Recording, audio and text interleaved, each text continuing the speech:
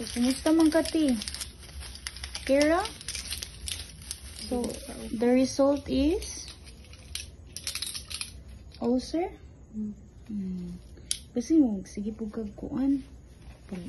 Kasi tawagan na. Palitas o kaon. So, the mother of Andrea and Andrea go to the doctor to have a check-up. Nya mo na ang tambal, ti. So, the result is kanang ulcer, no? Bitaw ko, basta sakit sa tiyan.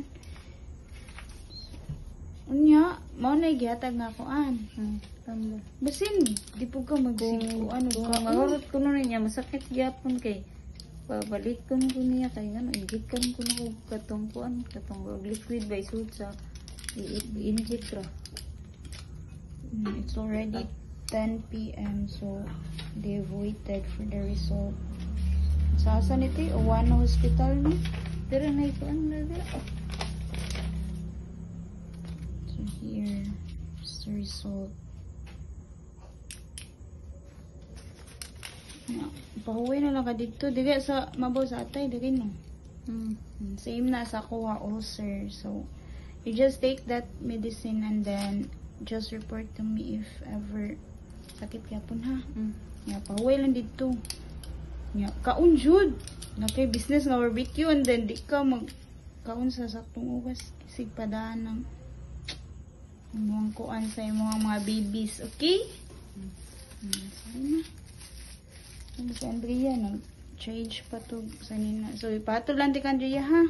So, I was unable to come because I also have my midterm exam. So, I let Andrea come together with her mother, together with Jasmine. Hukuan.